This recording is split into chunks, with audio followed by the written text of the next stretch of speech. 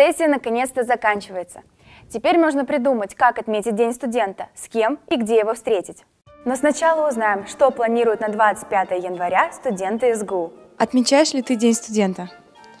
Ну, более-менее, так по возможности. Нет. Почему? Я даже не знаю, когда он. К сожалению, в этом году нет. Почему?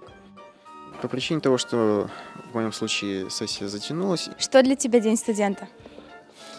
Пересдача по истории 25 января. Я сдала только что сессию, поэтому, наверное, буду с друзьями тусить. Нет повода для радости. Отмечаешь ли ты День студента? Нет, Почему? не считаю это праздником. Ну, там в кафешку сходите или в ресторанчик небольшой, пиццу, скажем, в пиццерии заказать. Ну, я уже собрался 26-го отмечать, но не День студента. А что? Ну, просто так, праздник. В сауну пойду. Либо схожу с друзьями куда-нибудь, либо, не знаю, как-нибудь порадую себя. Вот. Мы желаем тебе удачи. Спасибо. Все, давай. Когда мы были студентами, мы специально День студента никак не праздновали, но, конечно, знали, что есть такой Татьянин день, который еще День студенчества. Ну, друг друга поздравляли, вспоминали слова Гаудамуса. Что ж, многие еще ничего не придумали. Спешим на помощь.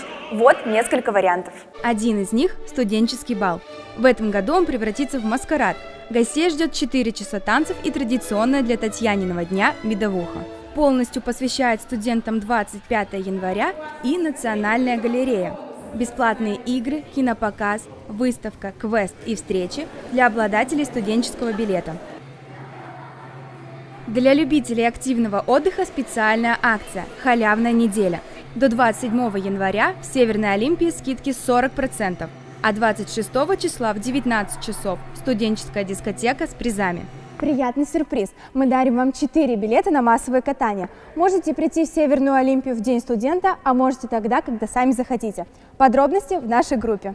Студенчество быстротечно, и уже скоро вы не сможете собраться с одногруппниками или друзьями в этот день. А так хочется, чтобы эти годы запомнились. Еще студентка Ульяна Ивакина и уже не студент Александр Кочкин.